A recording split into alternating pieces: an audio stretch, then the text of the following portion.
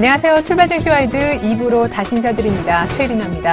이제 올해 달력도 한 장밖에 안 남았네요. 올해 마지막 달 시작이 됐습니다. 12월 첫 거래를 앞두고서 지난 한 주 코스피가 어떤 흐름을 보였나 다시 한번 생각하는 것 중요한 사항이죠.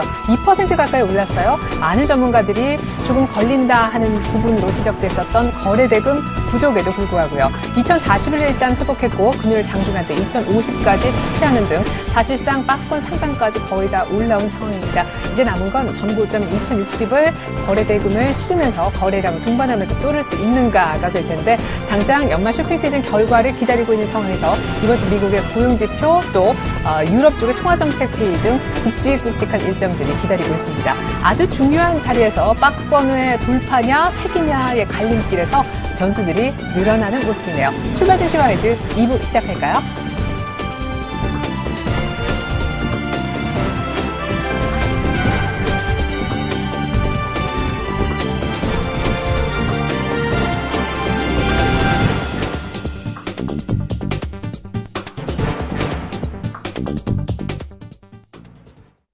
네, 전일장 다시 보고 오늘장 미리 보는 리뷰 앤 프리뷰 시간입니다. 금요일장부터 다시 들여다보죠.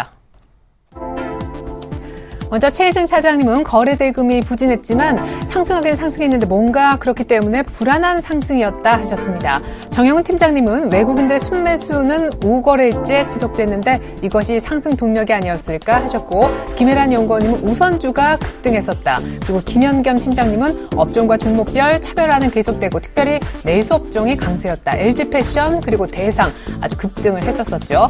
안상현 대리님은 블랙 프라이데이 앞둔 지난주 금요일은 눈치 보기 장이었다 하셨습니다.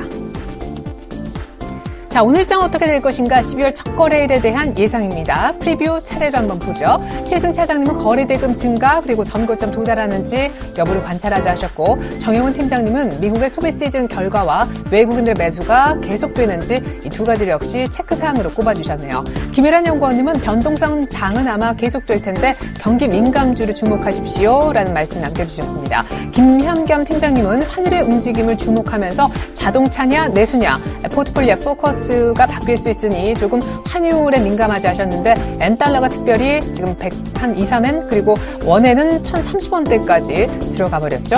안상현 대리님은 나쁘지 않은 블랙 프라이데이 소비 시즌 모멘텀은 계속될 것 같다 하셨습니다. 오늘은 특별히 HMC 투자증권 사당 지점으로 가서 최희승 차장님과 얘기 나눠보겠습니다. 차장님 안녕하세요. 네, 안녕하십니까. 네, 오르긴 올라도 거래대금이 늘지 않아서 불안하다 하셨는데 전고점 돌파 여부도 중요하다고 보시나 봐요? 네, 그렇습니다. 지금 거래대금이 한 3조 원대 중반에서 4조 원 사이에서 계속 머무는 모습인데요. 그만큼 이제 시장에 힘이 상당히 좀 부족하다라고 볼 수 있고 반대로 얘기하자면은 조금만 거래대금이 늘어나더라도 시장의 변동성은 커질 수 있다. 그게 상방이든 하방이든 무관하게요. 그리고 지금 오늘장까지 연결해서 좀 말씀드리면은 일단 외국인 순매수 규모가 지금 상당히 조금 저조한 편인데 지난주 같은 경우에도 뭐 금요일장 892억 그 전날에는 1,600억.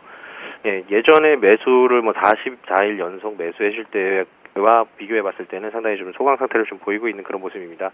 그만큼 이제 거래대금이 적어도 외국인 순매수가 계속해서 들어와 주기 때문에 상승세는 좀 유효하다라고 좀 말씀드릴 수 있겠고요. 그에 따라서 지금 전고점 보고 지난 10월 달에 찍었던 2063포인트 수준 도달 및 돌파 여부 이번 주에 상당히 좀 중요할 것으로 좀 보고 있고요. 그리고 지금 지난주 블랙 프라이데이 관련해서 지금 미국도 이제 소비 관련 종목들이 상당히 좋은 모습인데 우리나라도 마찬가지입니다. 지금 내수 소비 유통 관련해서 계속해서 좀 관심을 가져봐야 될 것 같고요. 지금 블랙 프라이데이를 시작으로 해서 연말 랠리, 산타 랠리까지 계속해서 좀 이어질 수 있는 그런 기대감들이 상존하고 있는 만큼 내수와 관련된 소비 관련 종목들에 좀 집중을 해봐야 될 게 아닌가 싶습니다. 블랙 프라이데이 지나고 이제 추수감사절 이후에 연말 주말까지 해서 집계가 지금 나오는 모습인데 뭐 매출은 사상 최대였다라는 분석도 있고 또 월스트리트저널은 사실상 소비가 1년 전 같은 기간보다 한 3% 정도 줄어서 실망스러웠다라는 평가도 나오고 있습니다. 물론 오늘 밤 사이버 먼데이가 남아있긴 한데 전체적으로 여전히 기대를 거시는 거죠? 네, 그렇습니다. 뭐 지난 방송에서도 말씀드렸지만은 그 전자결제주들 관심 있게 좀 보자 이렇게 말씀을 드렸었는데 그런 이유 이유가 바로 이제 최근 들어서 국내도 마찬가지지만 이제 TV 홈쇼핑을 넘어서 모바일 결제, 모바일로 하는 이제 쇼핑이라던가 인터넷 관련 온라인 쇼핑들이 오프라인 매출보다 좀 더 늘어날 가능성이 좀 높고요. 지금 그거는 뭐 시류이기 때문에 뭐 꺾을 수 없는 사실인 것 같습니다. 그래서 그와 관련해서도 이제 전자결제주라던가 지금 미국도 마찬가지거든요. 그래서 오늘부터 뭐 이제 온라인 쇼핑이 본격적으로 좀 시작되기 때문에 이런 부분들과 관련돼서 이제 모바일 결제주라던가 전자결제주 그리고 이제 온라인 쇼핑, 뭐 인터파크라던가 여러 가지 종목들 좀 살펴볼 필요가 있겠습니다. 지금까지 HMC 투자증권 사당지점의 최승 차장님과 함께 오늘장 미리 들여다봤습니다. 고맙습니다. 네, 감사합니다.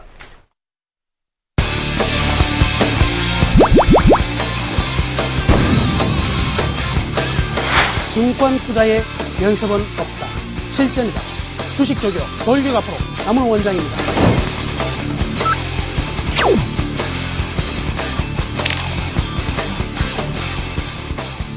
이제 여러분들의 투자는 제가 책임지겠습니다.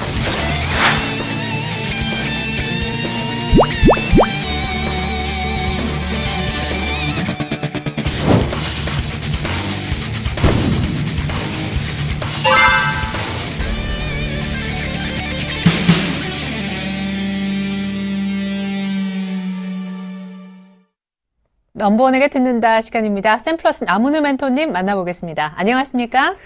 안녕하십니까. 좋은 아침입니다. 네, 거래 대금은 부족하다. 그래서 불안하긴 하다라고는 하지만 그래도 코스피가 오를 만큼 올랐다는 생각이 듭니다. 하락을 주도했던 외국인들도 지난주 내내 매수하는 모습 좀 다르게 느껴졌었는데요. 연말에 뭔가 축포를 터뜨릴 수 있는가가 일단 관건일 텐데 말씀해 주신 바대로 방어주 위주로 수익률이 좋았던 한 주이기도 하고 낙폭 과대됐던 IT주가 아주 선전했던 한 주이기도 했었죠. 이번 주 어떤 전략이 필요하겠습니까? 예, 이번 주도 호재와 악재가 서로 부딪히는 모습인데요. 이제 새로운 호재가 등장했다는 점은 굉장히 좀 기대를 해볼 만한 내용인 것 같습니다. 우선 지표를 이기는 투자는 없다 이렇게 말씀해 드렸는데요. 첫 번째 글로벌 경기 서프라이즈 지수 체크해 나가도록 하겠습니다. 지금 빨간색 즉 글로벌 경기 서프라이즈 지수가 지속적으로 하락 일로에 있는 상황이고요. 반면 지수는 좀 더 올라간 상황인데 서로 엇박자가 나타나고 있죠. 역배열, 다이버전스가 출현하고 있는 모습인데요. 과거 선례를 본다면 이 글로벌 경기 서프라이즈 지수가 하락하는 국면에서는 항상 시차를 두고 우리나라 지수가 하락했다는 점을 좀 눈여겨볼 필요가 있을 것 같습니다. 따라서 외적인 충격에 의해서 외국인들의 파생적 흐름이 우리나라 시장에 영향을 줄 수 있는 타이밍이 언제든지 나올 수 있다. 이렇게 생각을 해야 될 것 같고요. 따라서 외국인들의 파생 움직임에 굉장히 좀 민감하게 우리가 좀 봐야 될 것 같습니다. 그렇지만 이 BDI 지수가 지난 한 주에 급격히 반등에 성공하면서 이번 주에 추가적인 상승의 어떤 가능성을 좀 열어놓고 있는 상황인데요. 1821포인트로 마감이 되었으니까요. 한 주간 약 한 300포인트가량 상승하는 모습이 나타났었거든요. 이러한 흐름들이 좀 더 이어진다면 소재산업재군들, 특히 조선주들의 이번 주 순환매 가능성이 좀 커진다 이렇게 봐야 되겠네요. 그래서 조선주들의 이번 주 순환매에 잘 대응을 하시면 될 것 같고요. 지수 측면으로 본다면 지금 우리 1980포인트 제가 언급해 드렸었는데 1차 방어선 1980포인트를 확실히 방어해 나가고 추가적으로 상승을 하고 있습니다. 그래서 2044포인트까지 왔지만 우려되는 부분은 거래량이 전혀 늘어나지 않고 있다. 거래 대금도 늘어나지 않고 있다. 이런 부분이거든요. 즉 어떤 상황이냐면 거래량과 거래 대금이 늘어나지 않는 가운데 상승하고 있는 것은 기관들이 철저히 시가총액 상위 종목군들 중에서 저가주 위주로 공략을 했다 이렇게 보면 될 것 같습니다. 따라서 지난주 한 주간 IT군들 특히 바닥권 IT군들이 오를 수 있던 계기가 바로 시가총액 상위 종목에 연계된 부분과 그리고 가격이 바닥이다 보니까 좀 상승이 나오더라도 외국인들이 매도할 이유가 별로 없어지거든요. 그래서 그들 종목 위주로 지수를 좀 올려놓으면서 시장의 분위기를 좀 살려놓았다. 이 정도 봐야 될 것 같습니다. 그렇기 때문에 현재 예상이 펀더멘탈과 그리고 수급에 대한 완전한 개선에 의해서 상승하는 부분이 아니기 때문에 다시 한번 이 중앙선 2020포인트 라인 정도는 이번 주에 터치할 가능성이 좀 크다 이렇게 봐야 될 것 같습니다. 자, 지금 외국인들의 지난 한 주 순매수가 조금 들어왔긴 했는데요. 좀 우려되는 부분은 지금 5월달 이후에 신흥국 관련 펀드 플로우를 보시면 지금 지속적으로 펀드에서 자금이 조금씩 유출된다는 것이죠.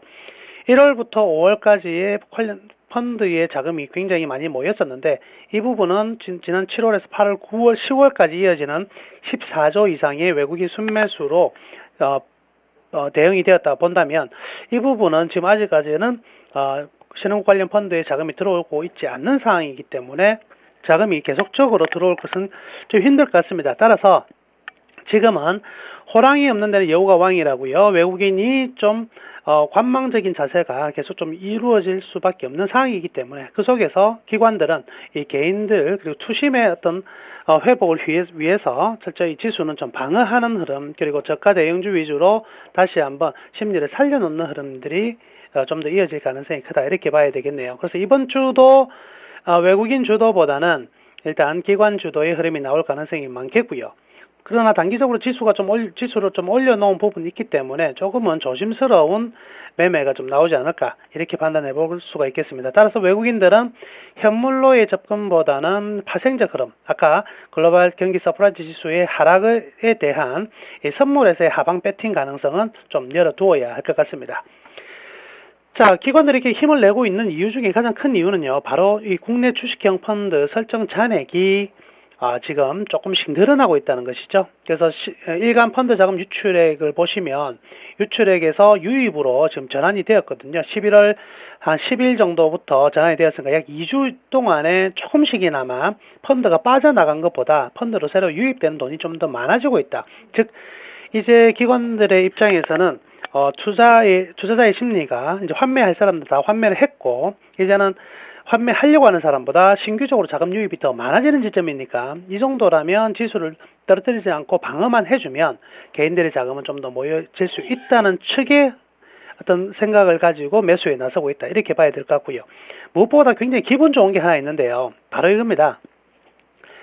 지금 제가 지난 한 달 동안 경기 방어주 쪽으로 계속 투자를 하자 이렇게 말씀드렸던 이유가 5개월 연속 상승했던 국내 경기 선행지수가 지난달 한 달 미끄러져 내려왔거든요. 그래서 이 경기 선행지수가 한 번 더 미끄러져 내려가면 하이만츠 법칙에 의해서 지수가 그 다음 달에 또부터 점진적으로 떨어질 가능성이 굉장히 커지는 지점이었습니다. 그래서 방어적으로 보수적으로 대응을 하자 그랬는데 지난주 금요일 날 통계청 발표된 10월 산업활동 동향을 보시면 이 선행지수가 101포인트로 다시 올해 최고가를 갱신했다는 것이죠. 거기다가 경기 동행지수 또한 99.1포인트로 상승하는 흐름이 나왔거든요. 그렇기 때문에 국내적으로 본다면 경기 회복은 계속해서 다시 한번 일어나고 있다 이렇게 봐야 되겠네요. 따라서 외적인 충격, 아까 글로벌 경기 서프라이즈 지수에 대한 외적인 충격은 외국인으로부터 나타날 가능성이 많지만 내적인 충격은 이제는 별로 없다. 그렇다고 본다면 보수적인 투자보다 이제 본격적으로 좀 공격적인 투자도 충분히 가능하다. 이렇게 생각을 합니다. 자, 지금의 흐름 속에서는요, 코스닥이 위에 검은색인데 드디어 1년 만에 처음으로 중형주가요, 코스닥의 수익률을 앞질렀습니다. 자, 중형주의 시대가 열린다는 것인데요. 중형주는 업종에 비해서는 철저히 종목별로 저평가를 내세워서 가는 것이기 때문에 지금 지수에 어느 정도 외국인 관망 그리고 기관들의 자금 부족에 따른 어느 정도 횡보권 또는 뭐 박스권 조정이라면 이 속에서는 중형주의 흐름이 계속 또 좋아질 가능성이 많다. 물론 지수 측면으로는 거래소보다 코스닥이 좀 양호한 상황이겠지만 수익률 측면에서는요, 이 중형주급에서 가장 높은 수익률이 나타날 수 있다 이렇게 봐야 되겠네요. 앞으로도 중형주 수익률은요, 대형주 수익률을 항상 넘을 것으로 판단이 되니까요. 당분간은 또 중형주에 대한 관심을 좀 가져야 될 것인데요. 일반 또 개인 투자자분들 같은 경우는 중형주 종목 선정이 굉장히 힘든 부분이기 때문에 이런 개인 투자자분들에게는 그냥 안정적인 업종에 대한 대형주를 계속 권해드리도록 하겠습니다. 코스닥은 단기적으로 기술적인 어떤 저항을 받는 국면이 있는데요. 520에서 525포인트 정도 기술적 저항이 받을 수 있는 부분이기 때문에 어느 정도 박스권에서 종목별 낙폭 과대 그리고 상승 폭이 컸던 종목들은 좀 매도 관점으로 나가시면 될 것 같고요. 하여튼 거래소보다는 코스닥이 낫고요. 코스닥보다는 중형주가 훨씬 좀 나은 한 주가 될 것으로 판단합니다. 이번 한 주 또 좋은 수익률 내시기를 바라겠습니다. 네, 무엇보다 매수 늦추자하셨던 조선주가 이번 주 순환매의 대상이 되면서 상승할 가능성 처음으로 언급해 주셨고요. 특별히 중형주의 수익률이 코스닥을 뛰어넘었는데 코스닥은 520 이상에서 기술적 저항이 예상되니 중형주, 옐로우칩 위주로 대응해보자라는 귀한 조언도 들을 수 있었습니다. 지금까지 샘플러스 남문우 멘토님과 함께했습니다. 멘토님 감사합니다. 네, 감사합니다.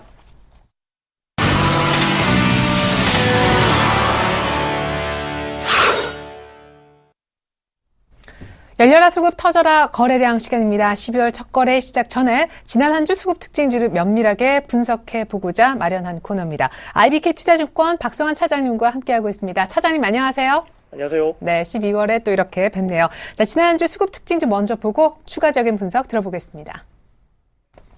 네, 외국인들이요, 지난 한 주 내내 매수를 했었죠. 외국인, 기관, 왼편, 오른편 지금 나누어져 나오고 있는데 겹치는 종목이 두 종목 보입니다. SK하이닉스, 삼성전자, 바로 외국인이 1, 2위로 샀던 종목을 기관도 2위로, 4위로 똑같이 매수하는 모습입니다. 하이닉스 신고가 났던 것 기억하시죠? 36,000원 부근까지 갔었고 삼성전자도 150만 원대에 육박하고 있습니다. 네이버 장중에 70만 원 보낸 건 8알이 외국인이었고요. 정부의 블록딜 물량을 받아가면서 기업은행도 한 매수 4위 정도에 올려놓는 외국인입니다. 현대중공업도 지난 한 주 5번째로 많이 매수했는데 조금 전에 조선주는 이번 주 순환매 가능성이 있다는 얘기도 들은 바 있죠. 그 밖에도 기관은 레버리지 가장 많이 샀고요. 낙폭과대 IT 종목에는 삼성전기 지난주 내내 매수했습니다. 수익률도 꽤 좋았고요. SKT 연말 배당 매력도 높은 통신주인데 SK텔레콤도 매수를 한 모습이네요. 자, 지난 한 주 코스닥 순매수 종목 보여드리고 있습니다. 역시 겹치는 한 종목에 보입니다. 외국인이 가장 많이 산 서울반도체를 기관은 두 번째로 많이 담았습니다. 그 밖에 외국인은 온라인 여행주 1위라고 볼 수 있는 인터파크 계속 신고가에 머물게 하고 있고요. 셀트리온이 지난주 금요일날 장중 4%대 급등했었죠. 물론 종가상은 상승폭이 아쉬웠습니다만 실적이 좋았고 대규모 수주 소식도 있어서 외국인들도 세 번째로 많은 매수를 해준 것 같습니다. 메디톡스 그리고 신당 창당 이슈가 지난주에 있었던 안랩도 외국인들이 샀습니다. 그 밖에 한스바이오메드 이 종목은 상당히 중요한 위치까지 왔어요. 삼중 천정을 뚫을 것인지 기관이 상당히 많이 담은 종목으로 나오고 있고요. 파트론 지난 한 주 바닥권 내내 기관이 샀습니다. SM이 지난주 금요일에만 6%대 급등했었죠. 3분기 실적이 좋아서 6개월 내 최고치까지 찍었는데 역시 기관의 매수 공이 컸던 것 같습니다. CJ ENM은 급락 이후에 약 한 3주 동안 횡보하고 있지만 계속해서 기관의 러브콜은 지속적으로 들어가고 있네요.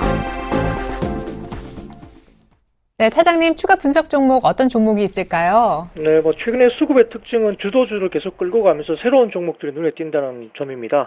금일 같은 경우는 최근에 조금 언급드리지 못했던 종목들을 말씀드리겠습니다. 첫 번째 종목은 한스바이오메드인데요. 최근 기관이 5일 연속 수매수를 나타냈습니다. 의료기기 주요 제품군이 상업화 마지막 단계 진입 중이라고 이야기가 되고 있는데요. 한스바이오메드의 주요 제품군인 탈회 뼈 이식제와 그리고 이제 실리콘 인공 유방 그리고 리프팅 시술용실이 상업화 최종 국면에 접어든 것으로 판단되고 있는 것 같습니다. 아마 이제 탈회 뼈 이식제 같은 제품은 다국제 의료기기 회사와 판매 파트너링을 추진 중에 있는 것으로 파악되고 있고요. 실리콘 인공 유방이 2014년 브라질 및 한국 식약처 허가 그리고 2015년 중국의 품목 허가가 기대된다고 이야기되고 있습니다. 리프팅 시술용실은 2014년 한국 및 중국 품목 허가가 예상되고 있는 것으로 이야기되고 있고요. 아마 이제 이런 부분에서는 어떤 그 품목들이 과점적 공급지가 예상되는 제품군인데요. 한스바이오메드가 향후 3년에서 5년간 안정적인 성장 기조 유지 및 이익률 향상을 기대할 수 있는 근거이기도 합니다. 한스바이오메드가 공략하는 미국 뼈 이식제 시장이 2011년 기준 8억 4,800만 달러 US 달러를 형성하고 있기 때문에 최대 시장입니다. 주요 판매 기업은 글로벌 4개사 정도에 불과하고요. 또한 2010년 기준 유방 확대 수술이 서형 시술 건수에서 지방 흡입술에 이어서 압도적인 2위를 차지했다고 합니다. 또한 이제 안면 리프팅 시술 역시 건수 기준으로 글로벌 서형 수준 8위에 해당하는 거대 시장인데요. 이렇게 이제 한스바이오메드의 실리콘 인공 유방과 리프팅 시술용실의 글로벌 판매가 어떤 메디톡스가 담당할 예정이고요. 따라서 이제 4분기 최대 실적 전망이 또 이야기가 되고 있는 것 같습니다. 따라서 이제 이런 2014년 주가가 주요 상업화 이벤트를 선반영하면서 양호한 흐름을 보일 것으로 기대되고 있는데요. 다만 이제 최근에 주가 상승이 좀 있었기 때문에 눌림목에서 중장기 접근이 유효하다 하겠습니다. 16,000원 언저리 눌림목 매수한 목표가 19,000원 이야기하겠습니다. 두 번째 종목은 셀트리온인데요. 지난주에 어떤 바닥권에서 외국인 순매수가 진입되고 있는 것 같습니다. 실적 개선과 대규모 수주 이야기가 되고 있는데요. 아마 이제 셀트리온의 램사마 어떤 유럽 승인 이후에 매출 회복세를 보이고 있는 데다가 대규모 공급 계약을 체결하는 데 따른 상승으로 보이고 있는 것 같습니다. 전체적으로 지금 이제 지난주 셀트리온 어떤 실적 부분도 뭐 나름대로 괜찮았었고요. 셀트리온이 개발한 세계 최초 어떤 항체 바이오시밀러 램사마의 유럽 승인이 당초보다 지연되면서 지난 2분기에 매출 규모가 감소를 했었습니다. 그러나 이제 유럽 시장에 램사마를 출시하면 매출 증가 속도가 탄력이 붙을 것으로 판단되고 있고요. 전체적으로 지금 판매 준비를 마친 국가는 핀란드, 포르투갈, 페루, 필리핀 등 27개국이고 이들 국가의 오리지널 약 판매량을 근거로 추정한 시장 규모가 약 3천억 원 정도로 추산되고 있는 것 같습니다. 특허 만료 시기에 따라서 내년 1분기 말에는 캐나다나 러시아 그리고 브라질 등 큰 시장이 포함되기 때문에 1조 2천억 정도의 규모 그리고 2015년도에는 프랑스와 영국, 독일, 스페인, 이탈리아 등 유럽 빅5가 추가되면서 아마 4조 2천억 정도까지도 시장이 확대될 것으로 회사 측은 전망하고 있는 것 같습니다. 4분기 사상 최대 분기 실적 전망하고 있는데요. 아마 4분기 1200억어치의 어떤 바이오시밀러 복제약이죠. CTP10 물량을 공급하기로 했기 때문에 따라서 4분기에는 사상 최대 분기 실적도 가름할 수 있을 것 같고요. 전체적으로 지금 긍정적인 분위기 계속 이어질 것 같습니다. 42,000원 언제든 늘림목 매수한 목표가 48,000원 제시하고요. 마지막 종목은 SM입니다. 27일 제외하면 기관의 7일 연속 순매수인데요. 최근에 이제 아티스트 라인업과 활동 지역이 확대되면서 외형 성장을 이끌 것으로 보이고 있고요. 투자 포인트는 첫 번째 일본 지역에 편중되어 있던 해외 매출이 중국과 동남아시아를 중심으로 지역이 확대될 예정이고요. 또한 신인급 엑소의 어떤 성공적인 안착이 중장기 성장 동력 확보된 것 같습니다. 수출 지역 확대는 환 리스크 감소에도 긍정적이고요. 전체적으로 동방신기와 소녀시대의 의존도가 컸기 때문에 이런 부분은 전체적으로 지금 추가 성장이 가능할 것으로 보이고 슈퍼주니어에 집중되어 있던 중국 매출이 올해 정식 데뷔한 엑소의 어떤 수익 기여도 클 것으로 전망되면서 다변화가 예상되고 있습니다. 또한 이제 자회사 SM CNC를 통한 수직 기여라 경고한데요. 전체적으로 지금 이제 엔터테인먼트 시장의 어떤 헤게모니 강화 그리고 컨텐츠 제작 파이프라인 보유로 아이돌 그룹의 짧은 라이프 사이클 해소인데요. SM CNC 같은 경우는 지난 10월 또는 이제 인피니트 소속사인 올리멘트 합병을 통해서 연간 30억 원 이상의 수익을 창출할 것으로 예상되고 있습니다. 장기적인 기업 가치 릴레이드 저희가 보고 있는데요. 아마 이런 부분에서는 지속적인 일본 콘서트 관광객 증가 그리고 중국 추가 성장을 감안하면 장기적으로 기업 가치 릴레이팅 기대해 볼 만할 것 같습니다. 42,000원 언저리 늘림목 매수한 목표가 48,000원 제시하겠습니다. 우연이겠죠. 셀트리온과 SM 매수 매도 가격 포인트가 동일했습니다. 지금까지 IBK 투자증권 박성환 차장님의 분석 들어봤습니다. 차장님 감사합니다. 감사합니다.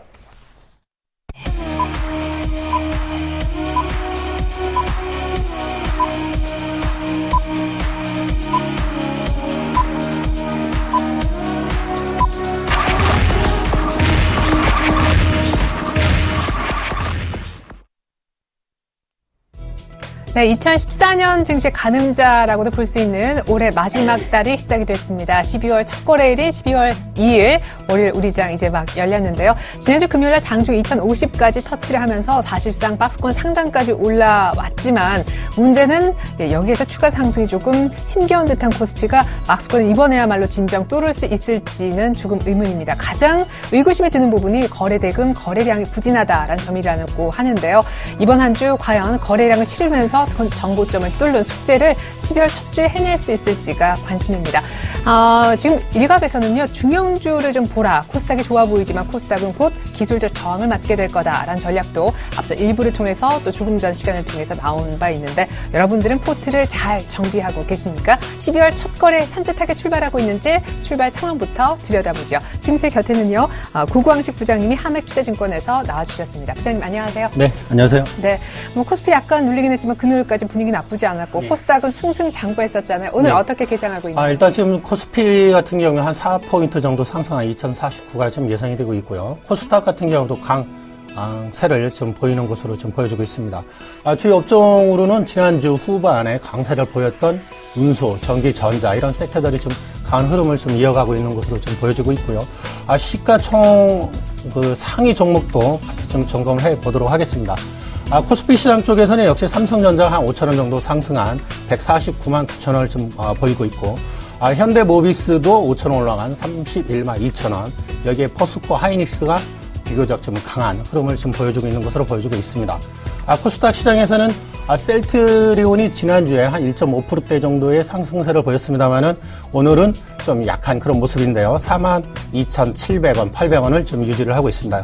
그 밖에 파라다이스, 그다음에 서울 반도체는 뭐 등락을 좀 거듭하고 있는 그런 양상을 좀 보여주고 있습니다. 물론 이제 최근에 일부 잡음이 나오고는 있습니다만은 연말에 대한 기대감이 여전히 유효하고 내년 1월에 대한 기대감도 시장에 좀 팽창하는 그런 모습도 나타나고 있습니다. 그렇다면 우리 시장은 좀 더 긍정적인 그런 입장이 좀 유지가 바람직할 것으로 보여지고 있고 지난 8월 그 중순 이후부터 강세를 보였던 대형주 역시 12월과 내년 초까지도 대형주가 좀 더 상승 여력이 있는 것으로 보여집니다. 그 다음에 상승세를 보였던 중형주, 소형주 이런 식의 패턴은 연말까지 또 내년 1월까지는 이어질 것으로 좀 보여지고 있고요. 수급적인 측면을 좀 점검을 해보도록 하겠습니다. 지금 뭐 시작한 지 얼마 안 됐기 때문에 외국인들의 큰 움직임은 없을 것으로 보여집니다만은 벌써 한 288억 정도의 순매수가 들어와 있고요. 반면에 코스닥은 소폭 파는 그런 모습입니다. 그 밖에 이제 개인하고 기관 쪽에서는 일부 매도 물량이 나오고 있고 연기금도 한 30억 정도의 물량이 나오고 있는 것으로 좀 보여주고 있습니다. 역시 우리 시장의 키를 쥐고 있는 것은 외국인이다 이렇게 말씀을 드릴 수 있을 것 같고요. 지난 11월 달에 외국인들이 물론 이제 5천억 가까이 이렇게 매도를 했습니다만은 연간 누적으로도 역시 4조 6천억 정도의 순매수, 연기금이 9조 1천억 정도의 순매수 상태를 유지를 해준다면 남은 12월도 비교적 좀 높은 수익률이 기대되지 않나 또 이런 생각을 해볼 수 있을 것 같습니다. 네. 자, 지금 삼성의 인사가 나고 있어요. 지난주에는 LG그룹의 인사가 쭉 GS그룹까지 났었었고, 이번 주에 이제 삼성을 시작으로 해서 현대그룹까지 인사 발표가 있을 건데, 이사연, 지금 현재는 제일모직 부사장이었었는데, 결국 사장으로 승진을 해서 에버랜드 쪽으로 이동한다는 얘기가 속보로 들어와 있습니다. 이제, 맞달이죠. 과연 이부진 지금 현재 호텔신라 사장은 지금 어떤 또 행보를 보여줄지, 신라호텔 사장인데요. 계속해서 이제 그 속보 들어오는 대로 또 전달해 드리도록 하겠습니다. 일단 이사영 현 제일모직 부사장은 사장으로 승진을 했습니다. 잠시 후에 관련된 주가 흐름도 같이 한번 살펴볼 기회 있을 것 같습니다.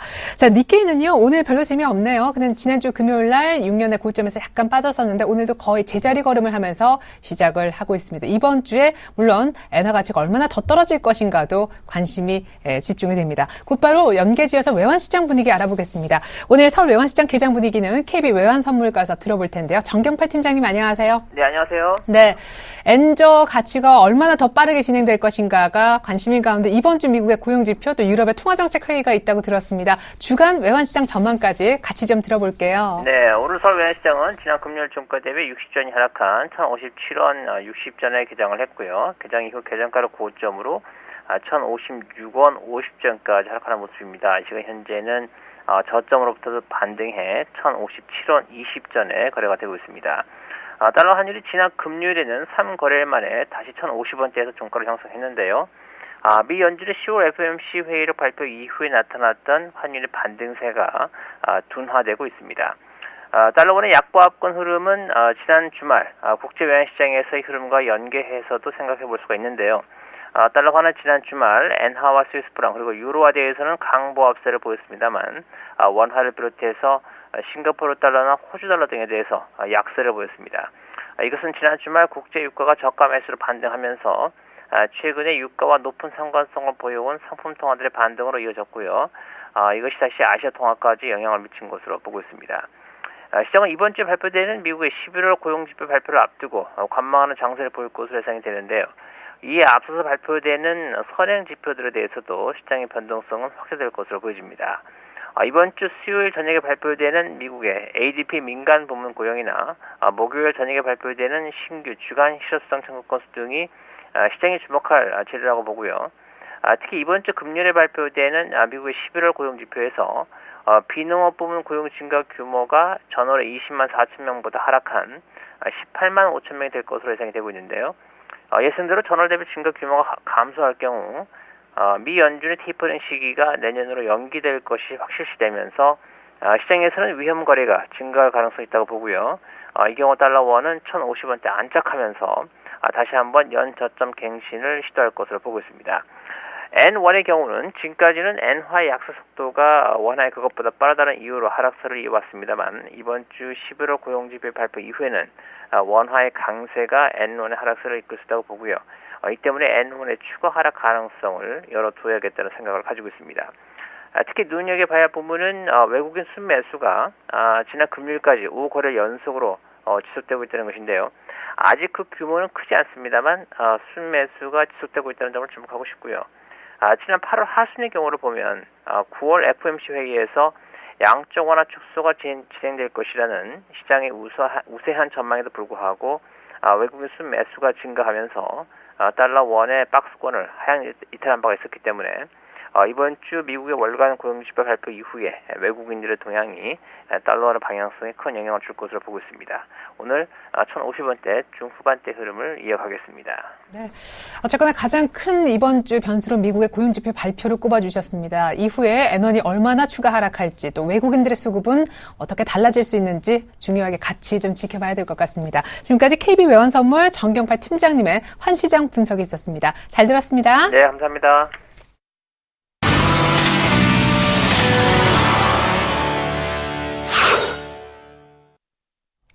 네, 코스피가 2050선을 재탈환한 11월 첫 거래 아침 돌발 종목 3종목 있네요. 첫 번째는 급락하는 종목입니다. 연말 고배당주 대표격인 KT가 급락합니다. 고배당의 매력이 KT한테 어떻게 보면 유일한 점이었는데 고배당 정책 철회 얘기가 나왔습니다. KT 이렇게 되면 타격이 불가피해 보이는데 게다가 연말에 말이죠. 이따가 주가 얼마나 빠지는지 살펴보겠습니다. 두 번째는 한일이화입니다. 자동차 부품주 가운데 상당히 강했던 한일이화가 3분기 실적이 부진했다는 소식에 역시 만만치 않게 개파락 출발을 했습니다. 세 번째 돌발 종목은요.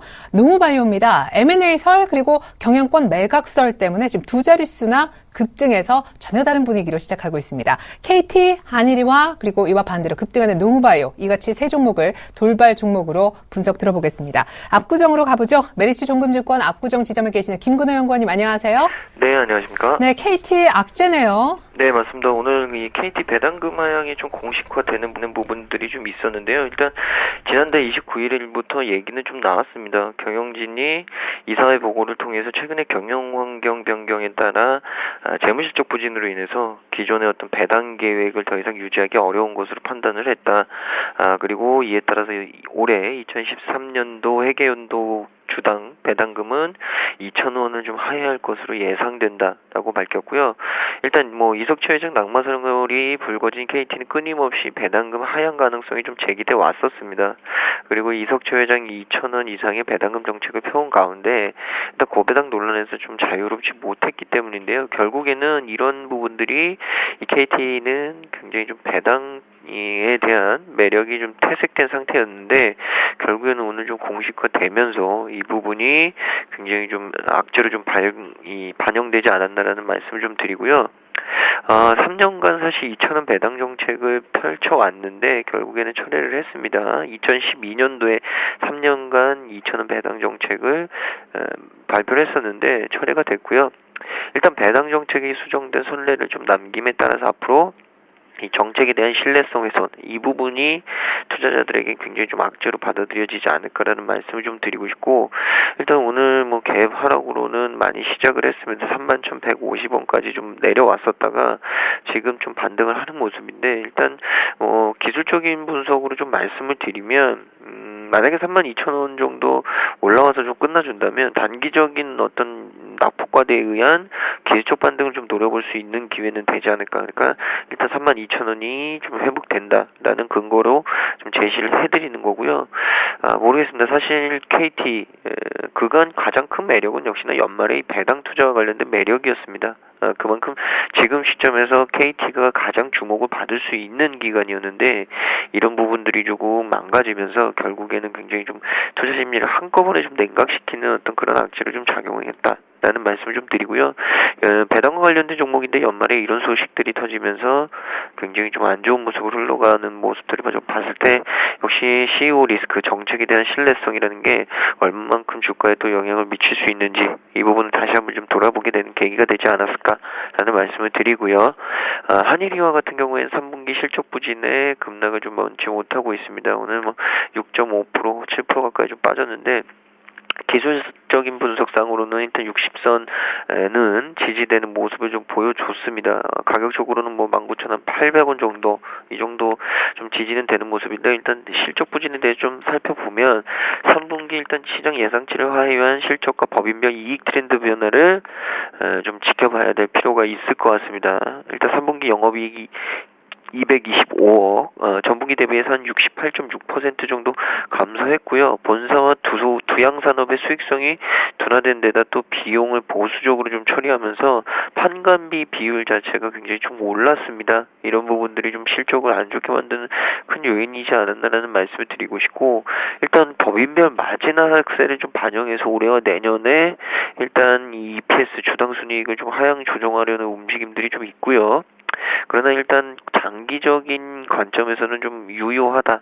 오히려 좀 매수할 수 있는 부분이 아닐까라는 얘기들이 좀 나오고 있습니다. 결국에는 4분기 완성차 재고를 좀 높이는 과정에서 마진이 좀 정상화될 가능성이 크다. 그리고 브라질 법인의 적자가 좀 축소가 되고 있는 내년 현대차 그룹의 이 캐파시티, 그러니까 생산 능력이 증설이 예정된 지역에 동반 진출한 점, 이런 점들을 봤을 때는 충분히 국내 완성차 업체들의 어떤 수혜를 볼 수 있는 부분들이 아직도 장기적으로는 남아있다라는 여지를 좀 뒀습니다. 그러니까 오늘 61선 지지가 결국에는 좀 저가에 대한 어떤 판단, 결국에는 실적 부진 발표로 인한 주가 급락은 매수 기회로 좀 작용할 수도 있다라는 의견들을 좀 내비치는 것 같은데요. 이런 부분들 봤을 때 61선 부근인 19,800원 가격, 그러니까 지금 가격이죠.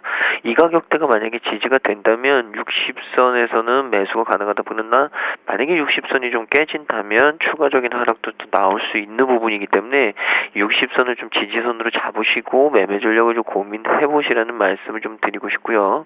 4분기 실적 같은 경우 조금 더 살펴드리면, 일단 보수적인 가정 해봤을 때 4분기 영업이익 개선폭은 일단 두양산업 본사 영업이익률을 좀 따져본다면 3분기보다는 그래도 좀 나아질 가능성이 있다라는 얘기들이 좀 나오고 있습니다. 그렇기 때문에 3분기가 과연 마지막이 될지, 반등을 할 수 있을지 이 부분을 좀 지켜봐야 된다라는 말씀을 좀 드리고요. 전략은 다시 한번 말씀드리면 61선을 지지선으로 잡으시고 매매 전략을 좀 세워보시라는 말씀을 다시 한번 드립니다. 마지막 종목 농우바이오인데, 사실 농우바이오의 뭐 M&A설, 경영권 매각설 이런 부분들은 사실 얘기들이 좀 많이 나왔었습니다. 일단 농우바이오 M&A설이 좀 강세를 보여주고 있는데, 일단 경영권 매각도 좀 같이 얘기가 나오고 있는데요. 일단 이 코스닥 시장본부는 농바이오의 이 최대 주주 지분 및 경영권 매각 추진과 관련된 보도, 이 부분과 관련해서 조회 공시를 조회 공시를 요구를 했습니다. 그래서 오늘 오후 6시까지 답변 기한인데요. 일단 이 최대 주주와 경영권 매각과 관련된 얘기는 사실 비단 오늘뿐만의 얘기는 분명히 아니라는 말씀을 좀 드리고 싶습니다. 사실 농우바이오가 1990년도에 설립이 되었고, 사업 영역은 종자와 상토 개발 생산에 대한 판매, 자본금 한 72억 정도 되고요. 매출액과 영업이익은 12년도 기준으로 매출액 778억, 그러니까 780억 정도 되고요. 영업이익이 187억 정도. 종자 부분이 대부분을 차지하고 있고, 상토가 한 10.5% 정도의 사업군을 좀 영역하고 있습니다. 일단 이 농우바이오가 사실 이 회사 오너였던 고이선 명예회장, 전 새누리당 국회의원이었는데, 지난 8월 지병으로 좀 별세를 하면서 이 지분을 상속받게 된 아들 고준호 씨가 1,000억이 넘는 상속세를 내기 위해서 지분을 내놓은 것으로 사실 좀 알려졌습니다. 그래서 고준호 씨는 최근 삼성회계법인을 매각 자문사로 정하고 경영권을 포함한 지분 매각을 추진 중에 있다. 유족 중에 일단 가격만 맞을 경우에는 53%에 이르는 보유지분을 전량 매각할 의사도 좀 내비친 것으로 알려져 있습니다. 결국에는 이 대규모 상속세를 마련하기 위해서 어쩔 수 없는 불가피한 선택인 것으로 좀 보고들이 있는데요. 일단 별세하면서 아들인 고준호 씨는 주식 45.4%를 물려받게 됐습니다. 그래서 현재 고준호 씨는 이와 별도로 지분 7.42%를 보유 중이기 때문에 상속세를 전혀 다 납부할 수 있는 수준이 아닌 거의 1,000억대 상속세가 육박하기 때문에 이 부분을 좀 마련하기 위해서 어쩔 수 없는 불가피한 선택인 것 같고요. 사실 중장기적으로 봤을 때는 이 부분이 그렇게 크게 걸림돌이 될 수 있을까라는 부분은 좀 생각을 해봐야 될 것 같습니다. 아직까지는 일단 뭐 경영권 매각이나 회사 M&A, 사실 농우바이오가 그렇게 나쁜 회사는 분명히 아니기 때문에 이 부분이 과연 어떤 식의 스토리로 흘러갈지는 좀 지켜봐야 된다라는 말씀을 좀 드리고요.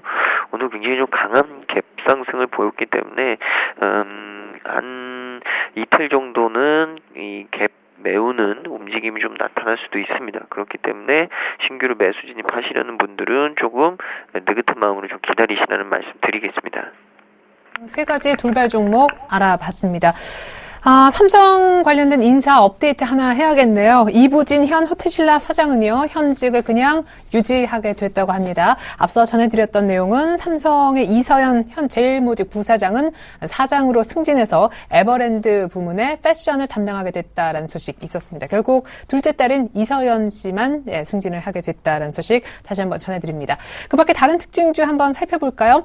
어제 이제 금요일 날 장 끝나고 나서 공시를 통해서 나왔던 실적 발표된 기업, 이제 하늘이 봐도 그 가운데 하나였었는데 한진칼은요 3분기 어닝 서프라이즈가 났다는 소식이 있었거든요. 오늘 급등합니다. 반면에 동국실업은 실적 안 좋아서 오늘 분위기 좋지 못하고요. 오성 LST는 감자 결정해서 오늘 급락을, 또 동양도 매매 거래가 다시 한번 재개가 됐는데 급락하는 아침입니다.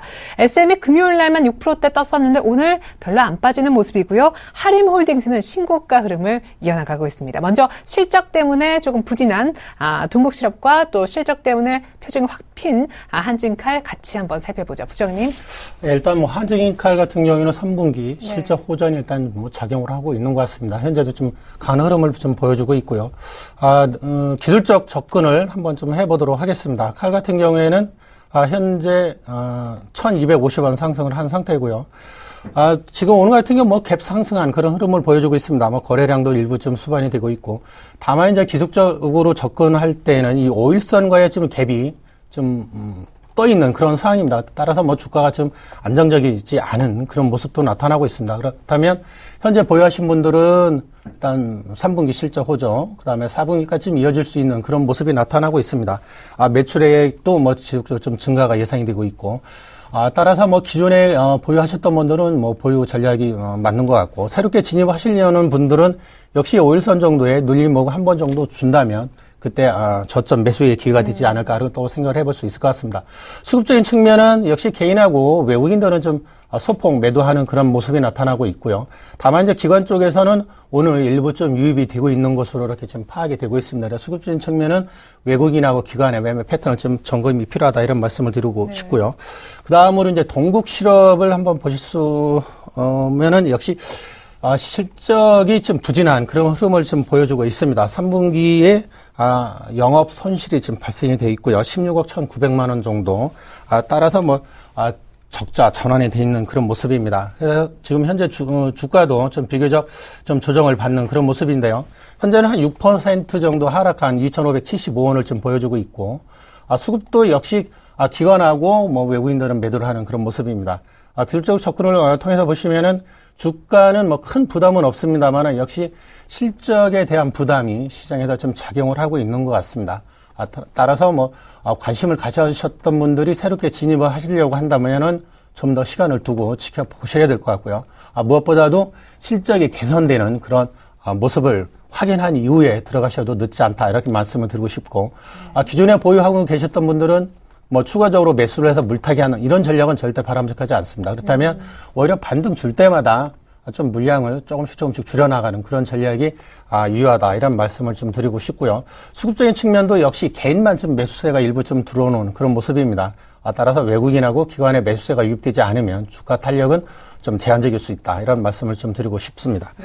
그 다음에 이제 오성 LST인데요. 일단 감자 결정에 따라서 뭐 주가가 좀 영향을 받고 있는 모습입니다. 현재 주가도 좀 보시게 되면은 70원 하락한 1,570원 정도, 4% 정도가 하락을 한 상태입니다. 역시 수급적인 측면은 개인만 한 3만 주 정도 그동안 지난주에도 좀 들었었고요. 오늘 같은 경우에는 미래에셋 창구가 14만 주, 매도가 좀 제일 크기는 합니다만은 역시 개인들의 매매 패턴이 좀 일어나고 있는 것이 아닌가, 이렇게 또 추정을 해볼 수 있을 것 같습니다. 수급적인 측면은 역시 그 가격대는 그렇게 썩 부담이 없는 것으로 보여지지만은 역시 좀 부담스러운 그런 작용을 할 것으로 보여지고 있습니다. 매물대는 2,000원대 중반부터 집중돼 있는 그런 모습을 확인할 수가 있고요. 따라서 현재 가격대에서 강한 반등을 기대하기는 좀 더 시간이 걸릴 것으로 보여집니다. 따라서 새롭게 진입을 하시려는 그런 생각을 갖고 계셨던 분들은 역시 시간을 좀 두고 이렇게 좀 지켜보셔야 될 것 같고요. 기존에 보유하고 계셨던 분들은 과연 어떻게 해야 될 것이냐, 감자 결정이 좀 발표가 됐습니다만은 구체적으로 몇 대 몇이라든가 이런 건 아직 좀 미확정입니다. 네. 그렇지만 감자 결정을 했다는 부분은 역시 주가에 악영향을 미칠 수 있기 때문에 추가적으로 매수를 해서 평균 단가를 낮추는 이런 전략은 바람직하지 않다, 이런 말씀을 좀 드리고 싶습니다. 네. 그 다음에 이제 SM을 한번 좀 살펴보도록 하겠습니다. SM 같은 경우에는 역시 최근에 실적, 3분기 실적도 시장 예상치에 좀 따라주는 그런 모습도 나타나고 있고요. 특히 이제 중국 쪽에서의 모멘텀도 일부 좀 작용을 하고 있는 것으로 좀 파악이 되고 있습니다. 물론 이제 최근에 SM 콘서트라든가 이런 데서도 역시 좀 매출 성장이라든가 앞으로 향후에 기대감이 작용하고 있는 것이 아닌가, 이런 또 말씀을 드릴 수 있을 것 같습니다. 그래서 차트를 보시면은 역시 주가 흐름은 최근에 비교적 좀 양호한 그런 흐름을 보여주고 있고요. 지난 금요일 날 비교적 좀 큰 폭의 상승세를 보였습니다. 2,400원 상승을 했었고, 역시 수급적인 측면에서도 기관이 한 8만 주 정도, 그다음에 외국인이 3만 주, 개인만 한 10만 주 정도 팔았습니다만은 오늘 같은 경우에는 일부 개인이 좀 유입이 되고 있는 것 같습니다. 따라서 추가 상승에 대한 기대감은 유효하지만 수급적인 측면도 우리가 좀 지속적으로 체크할 필요가 있고요. 현재 42,950원대라면 기존에 보유하신 분들은 좀 더 보유하는 전략, 새롭게 진입을 하시려고 생각하셨던 분들은 지난 금요일날 너무 큰 장대 양봉이 나왔기 때문에 오히려 좀 눌림목을 더 준다면 그때 일부 한 10%에서 20% 정도의 새롭게 진입을 하시는 그런 전략도 일단 바람직하지 않나, 이런 말씀을 좀 드리고 싶습니다. 그 다음으로 살펴보실 종목은 역시 하림 홀딩스를 한번 좀 살펴보도록 하겠습니다. 연말 고배당에 대한 기대감이 좀 작용을 하는 것 같습니다. 현재 3% 상승한 4,195원을 지금 기록하고 있고요. 수급적인 측면에서는 지난주 후반까지 외국인 개인이 좀 파는 그런 모습이었습니다. 그동안 기관들이 줄기차게 매도를 했다가 지난주 후반에 일부 좀 유입이 돼 있었고요. 따라서 기관에 일단 주도를 하고 있는 것 같습니다. 그래서 기관이 추가적으로 매수가 유입이 된다면 추가 상승 여력이 충분히 있는 것 같고요. 다만 하림 홀딩스 같은 경우에는 그동안은 워낙 좀 가파른 우상향을 하는 그런 모습을 보여줬습니다. 오늘 같은 경우에도 5일선과의 갭을 좀 띄우는 그런 모습을 보였기 때문에 오히려 추가적으로 진입을 하시려고 생각하셨던 분들은 5일선을 좀 눌릴 때 일부 한 10% 정도 내외에 새롭게 진입하시는 것도 가능할 것 같고요. 기존에 보유하셨던 분들은 5일선 눌린다 하더라도 가격은 크지는 않을 것 같습니다. 4,000원 정도라면 오히려 눌림목마다 좀 비중을 일부 좀 늘려나가는 그런 전략도 바람직하지 않나, 이런 또 생각을 해볼 수 있을 것 같습니다. 동양 같은 경우는 오늘 새롭게 좀 출발을 했습니다만은 역시 악재가 남아 있는 부분은 역시 좀 피해야 되지 않나, 이런 말씀을 좀 드리고 싶습니다. 네, 감사합니다. 지금 코스닥은 잠깐 하락 반전하기도 했지만 지금 현재 상태로 보면 7일째 오르고 있는 가운데 오늘 테마주가 하나 눈에 띕니다. 문재인 테마인데요. 현재 민주당 문재인 의원이 차기 대선 행보를 좀 시작했다. 특별히 신간 서적을 출판한다는 소식 때문에 관련주가 상한가에 들어간 종목도 한 3종목 벌써 나타나고 있습니다. 두 번째는 자동차 튜닝주가 오늘 또 소폭이지만 꿈틀합니다. 정부가 이 시장을 한 4조 원대까지 키우겠다라는 육성책을 내놓았다는 소식 들어와 있고요. 롯데 관광개발이 오늘까지 7거래 연속 급등하고 있습니다. 지난 한 주만 주간 상승률이 30%에 육박했었는데 오늘도 만만치 않은 상승이 아침부터 나오고 있네요. 동양그룹은 오늘 전반적으로 부진한 가운데 네트워크스는 실적까지 안 좋아서 역시 중심에 서 있고요. 하락에. 덕산 하이메탈은 하락을, 파트로는 상승하면서 IT 부품 주간에도 희비가 엇갈리고 있는데 평가 역시 엇갈린 모습이라고 합니다. 먼저 문재인 테마부터 살펴보러 압구정으로 다시 나갑니다. 네, 일단 문재인 테마주가 오늘 굉장히 다들 급등하고 있는데요. 뭐 대표적인 종목들을 좀 말씀을 드리면 바른손 게임즈, 뭐 우리들 생명과 우리들 제야, 그리고 이 유성 TNS, 조강 페인트, 위노바, 뭐 서희건설 이런 종목들이 좀 있는데요. 오늘 대체적으로 더 급등들을 하고 있습니다. 이유가 일단 문재인 의원의 다음 대권 출마 선언과 이 신간서적 출간 이 두 가지 어떤 테마로 좀 압축이 되는 것 같은데요. 일단 문 의원 같은 경우 차기 대선의 어떤 출마 의지를 좀 피력한데 이어서 또 저서를 통해서 박근혜 대통령을 무서운 대통령이다 비난하는 등 결국에는 차기 행보에 대한 어떤 이 토양을 좀 까는 어떤 포석들이 아닌가라는 판단들을 시장에서 좀 하고 있는 것 같고요.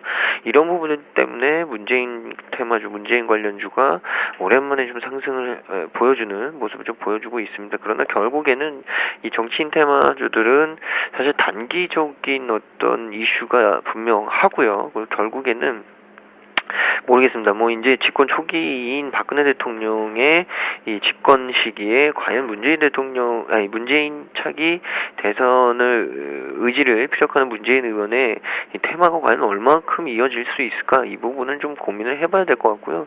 너무 테마성 종목에 쉽게 좀 접근하시기보다는 조금 매매 스킬이 많이 필요한 이 부분들이기 때문에 조금 자제를 해달라는 부탁의 말씀을 좀 드리고요. 이 자동차 튜닝 시장, 대우신소재, 뭐 디젠스, 헤스본 이런 종목들이 있는데 자동차 튜닝 시장이 굉장히 좀 강세인 것 같습니다. 사실 개인적으로도 굉장히 좀 기대감이 있는데요. 이 관련 업계 따름 정부는 차량 일부를 장식하거나 개조하는 튜닝의 합법적인 범위를 좀 구체화하겠다. 결국에는 이 튜닝이라는 어떤 음성적인 부분을 합법화해서 양성적인 부분을 길러내겠다. 이런 부분을 튜닝을 하나의 산업으로 육성하기로 정부 차원에서 좀 움직이고 있는 것 같습니다. 그래서 정부는 40여 개 규제를 점차적으로 풀어서 이 현재 5천억 규모의 튜닝 시장을 2020년까지 4조 원대로 성장시킬 방침이라고 좀 했는데요. 일단 미국 시장과 독일 시장은 굉장히 좀 많이 튜닝 시장이 발달해 있습니다. 일단 뭐 각 이 상위 독일 브랜드 3사, 뭐 BMW, 벤츠, 아우디 같은 경우에는 각 브랜드마다 콜라보레이션을 하는 튜닝 업체들이 따로 있고요. 뭐 국내에서도 자동차를 좀 좋아하시는 분들은 대충은 어딘지 다들 아실 것 같고요. 사실 이 러시아 쪽도 이 포르쉐라는 브랜드와 협력하는 이 튜닝 브랜드가 따로 있습니다. 그만큼 이 자동차 브랜드와 이 튜닝 브랜드가 굉장히 좀 공존하는, 물론 두 사업을 완성차와 어떤 튜닝 사업을 직접적으로 비교하기는 어렵겠지만 그만큼 완성차에 대한 본인, 그러니까 이 개인 소유주의 어떤 취향, 개성들을 좀 반영할 수 있는 사업이 굉장히 좀 커져 있다는 거죠. 파이가 크다는 거죠. 결국에는 국내 시장도 이러한 추세는 분명히 갈 수 있을 거라고 저는 개인적으로 좀 분명 생각합니다. 이 튜닝 사업이라는 게 물론 양성적인 부분으로 잘 해서 만드느냐, 결국에는 음성적인 부분으로 사실 만드느냐, 이 차이인데, 개인적으로는 이 선진국들과 좀 비교해 봤을 때 국내 자동차 시장의 어떤 규모, 국내 완성차 업체들의 어떤 규모, 이런 부분들로 봤을 때는 국내의 튜닝 산업도 분명히 이 선진국과 많이 좀 가까워질 가능성이 크지 않을까라는 생각을 가지고 있고요. 이런 부분들 좀 비교해 봤을 때는 자동차 튜닝 시장의 어떤 기대감은 비단 단기적으로 끝날 재료는 분명히 아닌 것 같다라는 말씀 좀 드리고 싶습니다. 그래서 최근에 일단 이 테마성 어떤 기대감으로 상승하는 부분은 맞지만 좀 지켜본다면 그 중에서도 옥석을 좀 가릴 수 있는 종목들이 튀어나올 수 있지 않을까라는 말씀을 다시 한번 드리고요. 이 롯데관광개발은 제가 한번 소개해드린 부분이 있을 것 같은데 이 중국의 녹지그룹과 이 제주도 쪽의 부동산 개발 이 부분의 호재를 좀 타고 계속적으로 좀 상승을 보여주고 있습니다. 뭐 7거래일 연속 상승인데 굉장히 좀 많은 기대감을 좀 받고 있는 것 같습니다. 그만큼 이 롯데관광개발에 속해 있는 이 동아투자개발 해당 부지를 녹지그룹에 일단 1920억 20억 수준 매각을 했고요. 이 녹지그룹, 중국 녹지그룹은 매입한 땅에 10억 달러, 한화로 1조 5천억을 투자해서 호텔, 휴양, 콘도미니엄을 건설하기로 결정이 됐습니다. 그만큼 규모로 봤을 때는 이 제주도에서 거의 랜드마크 랜드마크로 자리 잡을 가능성이 굉장히 크다라는 부분이 생각이 들고요. 롯데관광개발과 중국의 녹지그룹도 이런 부분들을 좀 염두에 둔 것 아닌가라는 말씀을 좀 드리면서, 그러나 너무 급등한 감은 있기 때문에 지금 수준이 신규 참여자보다는 이 보유하고 계신 보유자들의 영역이 아닐까라는 말씀을 좀 드리고요. 그 다음 종목이 동양네트워크인데, 일단 동양그룹주 대규모 부실에 줄줄이 좀 급락을 하고 있습니다. 일단 동양네트워크, 동양시멘트 대부분이 다 약세를 보여주고 있는데요.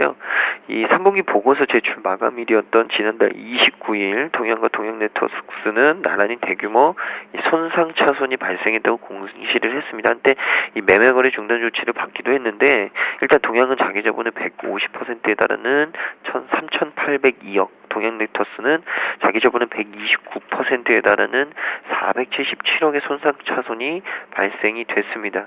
주로 단기 금융 상품에 동양은 이 같은 손상 차손이 발생을 했고요. 동양네트워크 같은 경우에는 계열사의 어떤 채권에서 이 같은 좀 손실이 발생했습니다. 일단 그룹 계열사들이 대거 법정 관리에 들어가면서 일단 유가증권 자체의 어떤 가치가 대폭적으로 좀 하락한 데 따른 것으로 좀 풀이가 되고요. 그런 부분들을 다 고민해 봤을 때, 다 이 대입해 봤을 때도 그렇게 크게 주가에 관심을 가져야 된다, 이런 부분은 분명히 좀 아닌 것 같다라는 말씀 좀 드리고 싶습니다. 그래서 좀 기다리셔야 될 것 같고요. 좀 오래 걸리지 않을까라는 생각도 좀 든다라는 말씀을 드리고, 이 덕산하이메탈 그리고 파트론에 대해서 좀 말씀을 드리면, 일단 덕산하이메탈 같은 경우에는 4분기에 대한 이 실적, 이 부분이 조금 염려스러운 부분으로 좀 제시가 되고 있는 것 같습니다. 일단 4분기 실적에 대한 모멘텀이 좀 부재하다. 경쟁사의 본격적인 시장 진입, 기대를 모았던 OLED TV의 시장 성장의 어떤 정체성, 이런 부분들이 해결이 돼야 되지, 적어도 당분간은 좀 시간이 필요하지 않을까라는 부분이 제기가 되면서 오늘 갭하락하는 모습을 좀 보여주는데요. 사실 금요일까지는 움직임은 괜찮았다라는 말씀을 좀 드리고 싶었습니다. 그러나 오늘 갭으로 인해서 어느 정도 좀 추가적인 하락도 가능할 수 있는 차트를 좀 돌변했다라는 말씀을 좀 드리고 싶고요. 내년에도 이 OLED TV 대중화는 본격화에 대한 부분을 확신하기 어렵다. 조금 더 성장세는 지켜봐야 된다라는 부분들로 일단은 보고서들이 좀 얘기를 하고 있는데, 신규 참여자분들은 오히려 좀 좋은 기회지 않을까라는 생각도 좀 듭니다. 만약에 2만원대가 깨진다면 개인적으로는 좀 포트폴리오에 담아둬야 되지 않을까라는 말씀 드리고요. 파트론 같은 경우에는 그와는 좀 반대의 움직임을 좀 보여주고 있습니다. 파트론은 상승폭 좀 소폭 확대되고 있고요. 이 고사양 모바일 카메라의 어떤 범용화를 좀 주도해 나가고 있다. 파트론 800만원 카메라 탑재 스마트폰이 확대됨으로써 수혜가 가능할 것이다. 이런 부분들이 제시가 되면서 굉장히 좀 좋은 모습을 좀 보여주고 있다. 그러나 역시나 매물대들을 조금 돌파해야 되기 때문에 굉장히 좀 시간이 걸릴 수도 있다라는 말씀을 드리고요. 일단 멜파스 같은 경우에는 좀 바닥론이 좀 제기되고 있는 것 같은데, 일단 오늘 5% 넘는 반등을 좀 보여주고 있습니다. 시장이 일단 실적 개선에 대한 기대감이 좀 작용을 하는 것 같고요. 1분기, 2분기 각각 적자를 기록을 했으나 3분기 이후에는 좀 흑자로 돌아설 가능성이 좀 전쳐지면서 반등이 나오는 것 같은데, 일단 개인적으로 10,000원대는 좀 돌파를 해줘야 그래도 추가적인 상승이 나올 가능성이 좀 높아지지 않을까라는 말씀 좀 드리면서, 일단 1,500원 정도의 어떤 밴드 저항을 좀 돌파해주면 추가적인 상승도 가능하지 않을까라는 말씀 드리겠습니다. 덕산 하이메탈은 2만원 아래에서 매수 생각, 그리고 멜파스는 10,000원 오히려 올라서면 그때서야 매수 생각이 있다 하셨습니다. 이제 금융지주사 좀 봐야 될 것 같아요. 오늘 외국인들도 좀 사는 모습, 특별히 KB금융은 일단 금융사고 있었는데 오늘 제대로 상승하는 모습입니다. 그리고 신한지주는 이번 주 후반에 이제 회장 후보 추천위 완전히 구성이 될 텐데 관련해서 오늘 가치 흐름이 좀 좋은 모습이고요. 메리츠 금융지주도 우리 파이낸셜 인수 앞두고 실탄을 확보했다는 소식 때문에 같이 좀 분위기를 타는 모습입니다. SK컴즈 최근에 어떤 비트코인 이쪽 테마주로도 엮였다라는 분석이 있었지만 일단 구조조정 여파도 만만치가 않거든요. 오늘 급등락 계속 반복하는데 오늘은 급등을 합니다. 그리고 제우스라는 종목은 실적 개선 전망 때문에 턴어라운드 기대감 있는 와중에 오늘 신고가 다시 쓰고 있고요. 어제 K모 방송사에서 이 그룹을 히든 챔피언으로 소개했었다고 하는데 그래서일까요? 고려제강이 아침부터 두 자릿수대로 급등합니다. 먼저 금융지주사부터 한번 보죠. 일단 메리츠 금융지주가 오늘 좀 강한 그런 모습 모습을 보여주고 있습니다. 물론 AA 마이너 그 회사채 발행 성공 한 800억 정도가 됩니다만은 성공했다는 소식이 전해지면서 지금 5.6% 상승한 6,580원 원을 지금 나타내고 있고요. 물론 이제 이 자금은 계열사 지원용, 운용 자금이라고는 회사에서 밝혔습니다만은 시장에서는 일단 우리 파이낸셜 쪽의 인수 자금이 아닌가 이런 또 생각이 나게 하는 그런 또 흐름을 보여주고 있습니다. 지속적으로 접근을 해본다 하더라도 주가는 크게 추가적으로 그 상승할 여력도 좀 있어 보이고요. 조정시마다 좀 분할해서 그 확대해 나가는 그런 전략도 유효하다 이런 말씀을 드리고 싶고, 수급적인 측면을 놓고 보면 역시 외국인, 개인, 기관 모두가 지금 매수세를 보여주고 있습니다. 특히 연기금 쪽에서 매수세가 유입이 되고 있고, 매도는 일부 보험사하고 그다음에 일부 기타 법인에서 팔고 있는 것으로 좀 파악이 되고 있습니다. 다음으로 이제 제우스를 한번 좀 살펴보도록 하겠습니다. 제우스는 역시 실적에 대한 기대감이 지금 작용을 하고 있는 것으로 보여주고 있습니다. 그 지난해까지만 놓고 보면 역시 전방 산업에 대한 일부 기업들의 투자가 미뤄지면서 실적이 부진한 모습도 보였습니다만은 올해 삼성전자의 중국 그 소주 공장이라든가 이런 부분에서 집행이 되면서 실적 개선이 지금 기대감을 갖게 하는 그런 모습입니다. 4분기 매출은 한 610억, 영업이익이 한 78억 정도가 예상이 되고 있고, 일단 흑자 전환이 가능할 것으로 보여주고 있습니다. 현재는 한 6% 상승한 6,700원 전후에서 지금 등락을 반복하고 있고요. 수급적인 측면은 외국인들이 큰 폭으로 매수하는 건 아닙니다만은 역시 소폭이지만 매수세가 유입되고 있고, 개인은 일부 좀 파는 그런 모습입니다. 수급적인 측면을 좀 살펴보셨고요. 기술적인 측면도 단기간에 좀 급등한 면이 없지 않아 있습니다. 그렇지만은 향후 실적에 대한 기대감이 살아있다고 한다면 추가적으로 상승할 여력이 있습니다. 그래서 기존에 보유하셨던 분들은 좀 더 보유 전략, 새롭게 진입을 하시려고 생각하셨던 분들은 오늘 현재 5%, 6%대에서 매수하기에는 좀 부담스럽다 이러신 분들은 눌림목을 줄 때마다 비중을 한 10%씩 이렇게 좀 늘려가는 전략을 제시를 해드리도록 하겠습니다. 그 다음에 이제 SK컴즈를 좀 살펴보겠는데요. 역시 SK컴즈 같은 경우에는 싸이월드가 일단 분사돼 있고, 그 부분에서도 검색 그 사업 부분을 일단 다음으로 이관하는 그런 좀 대대적인 구조 조정을 진행을 하면서 주가 흐름도 최근에 좀 강한 그런 반등을 보여주고 있습니다. 그동안 워낙 좀 주가 흐름이 안 좋았다가 지난주부터 좀 강한 반등세를 보여주고 있고요. 오늘 같은 경우 상한가가 진입을 해 있습니다. 5,570원을 나타내고 있고, 거래량도 수반이 되고 있습니다. 수급적인 측면은 외국이나 기관이 소폭 매도하는 모습에 개인들이 지금 매수하는 그런 모습이 나타나고 있고요. 추가적으로 기존에 보유하셨던 분들은 역시 좀 구조 조정에 대한 진행 과정도 체크를 하셔야 되겠지만은 일단 좀 더 보유하는 전략을 제시를 해드리고 싶고, 새롭게 진입을 하시려고 생각을 하셨던 분들은 현재 가격대에서 새롭게 진입은 쉽지는 않은 것 같습니다. 그렇다면 눌림목을 줄 때 한 10% 내외 정도 새롭게 한번 진입을 하시는 것도 괜찮다 이런 말씀을 좀 드리고 싶습니다. 그 다음에 이제 고려제강이 저도 어제 KBS에서 했습니다만은 생각을 워낙 고려제강도 좋아했고 또 우려한 종목입니다만은 생각했던 것보다 상당히 좀 좋은 그런 회사랑 또 새롭게 한번 인식이 됐던 것 같습니다. 그래서 오늘 좀 급등세를 좀 보여주고 있고요. 고려제강 같은 경우에 오늘 현재 한 8% 상승한 3,200원 올랐습니다만은 41,600원. 세계적인 와이어 생산업체라고 말씀을 드릴 수 있을 것 같습니다. 재무구조도 그렇고 부채 비율이라든가 이런 거 봤을 때는 역시 추가 상승에 대한 기대감이 역시 살아있다. 또 가치주를 좋아하시는 분들은 역시 이런 종목은 좀 중장기적인 관점에서 계속 좀 물량을 확대하는 전략도 유효하지 않나 이런 말씀을 좀 드리고 싶고요. 수급적인 측면은 역시 거래량이 이렇게 많이 되는 종목이 아니다 보니까 기관이라든가 외국인이 선호하는 그런 종목은 아닙니다. 그렇지만 가치주 측면에서는 역시 추가 상승에 대한 기대감은 역시 살아있다 이런 말씀을 좀 드리고 싶습니다. 네.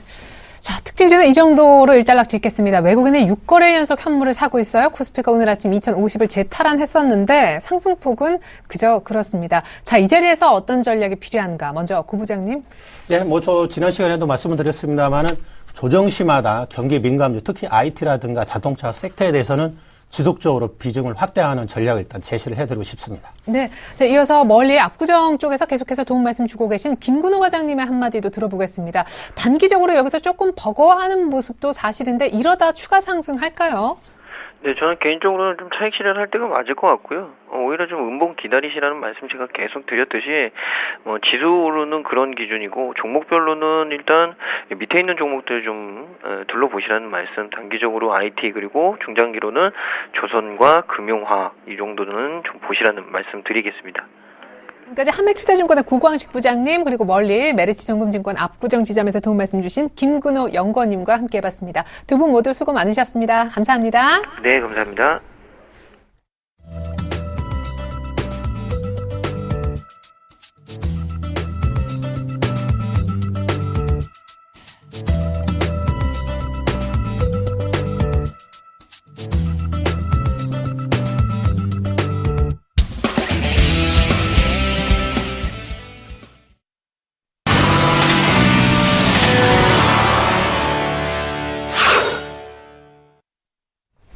네, 코스피 코스닥이 지난주 금요일 종가에서 크게 못 움직이고 있는 그런 아침인데요. 선물시장 동향 알아보겠습니다. 주쌤 불러보죠. 샘플러스 김도영 멘토님 안녕하세요. 네, 안녕하십니까. 네, 선물 쪽 개장한 지 한 40분밖에 안 흘렀는데 변동성이 상당합니다. 외국인만 사다가 외국인이 또 조금 전까지 1000계약 넘게 팔면서 지금은 개인만 사고 있네요. 네, 맞습니다. 전체적으로 우리나라는 출발 이후에 빠른 수급으로 상승을 강화시켰습니다. 하지만 다시 제자리 쪽으로 좀 내려오고 있는 모습인데요. 그 부분에 시장이 조금 특징적이 있다고 한다면 개인들의 포지션의 움직임의 변화처럼 보였지만 실제적으로는 지난 주 후반부에서 발생이 됐던 외국인들의 주도권 싸움이 조금 시작된 것으로 파악이 됩니다. 현재 외국인들은 현 선물 동반해서 매수로 확정 지으면서 좀 더 추가적으로 들어오기는 부담스러운 위치다라고 보실 수가 있겠고요. 지수 상황만을 놓고 본다고 한다면 일단 기술적으로는 조금 쉬어갈 템포들이 조금씩 노출이 되고 있다라고 말씀드리겠습니다. 외국인들만이 나홀로 매수 출발되었던 포지션이 전혀 판이하게 지금 바뀌었다라고 보실 수가 있겠는데요. 개인들 같은 경우는 매도 출발됐던 것이 1200억대까지 매수 우위 쪽으로 들어왔었고요. 외국인들 같은 경우에는 500억대 매수 출발되었던 것이 현재 매도 1400억대까지 증가시켰습니다. 기관계 쪽에서 특징적으로 본다라면 투신과 연기금쪽은 동반 매도 쪽을 꾸준하게 잡고 있는 반면에 금융투자 창구가 매수와 매도를 반복하고 있다라고 보실 수가 있겠는데요.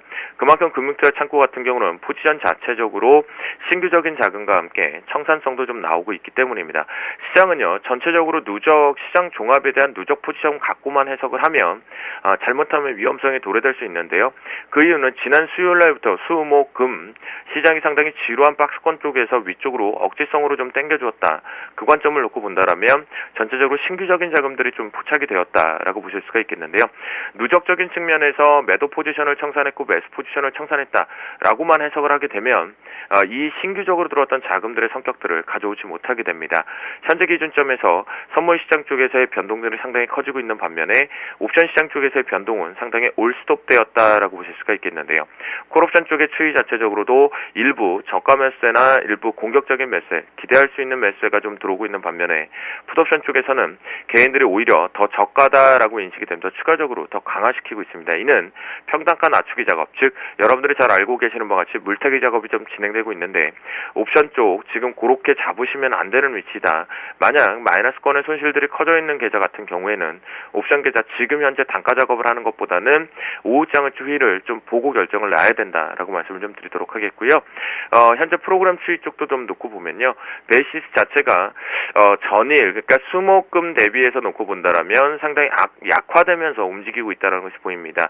오늘 거의 베이시스 고가 자체가 0.9대 부분, 그러니까 1.0대의 컨텐커 상황을 뚫어내지 못하고 있는 부분인데요.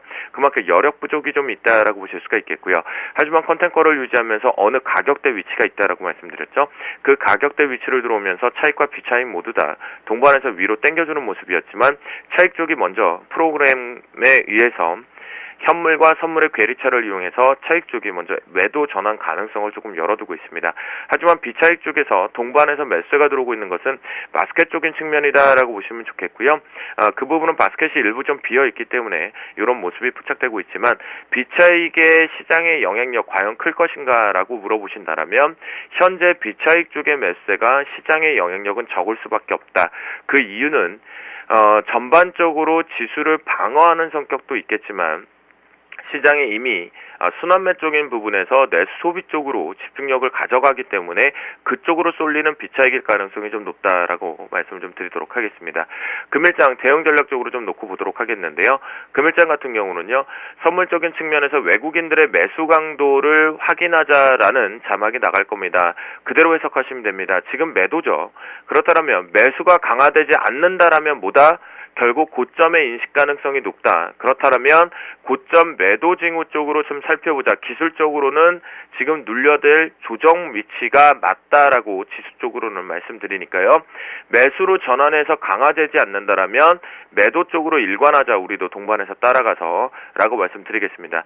자, 신호등 쪽으로 보도록 하겠습니다. 신호등도 이미 9시 30분 부근을 기점으로 해서 녹색등 안쪽으로 신호등이 들어와 버렸습니다. 그렇다면 일단 기술적으로 눌릴 준비를 하고 있다라고 보시면 좋겠고요. 이거는 시간에 왜곡된 현상 부분이 있긴 하지만 전반적으로 조금 눌릴 가능성이 높다라고 보시면 좋겠고요. 금일장 황금 라인 쪽으로 마지막 말씀드리면 271.05로 설정을 좀 해드리도록 하겠습니다. 이 부분 뚫어내서 안착하지 못한다라면 역시나 고점 매도 쪽으로 잡으면서 오전장 대응해보자라고 말씀드리도록 하겠습니다. 네, 특별히 옵션은 관망 후에 오후장에서 전략 세워보는 것이 좋겠다라고도 하셨죠. 주쌤 플러스 김도영 멘토님과 함께 선물시장 전략 세워봤습니다. 고맙습니다. 네, 감사합니다. 네, 코스피는 2050에서 흔들흔들, 코스닥도 7거래일 만에 약간 주춤합니다. 출발 증시 와이드 2부 마칩니다. 고맙습니다.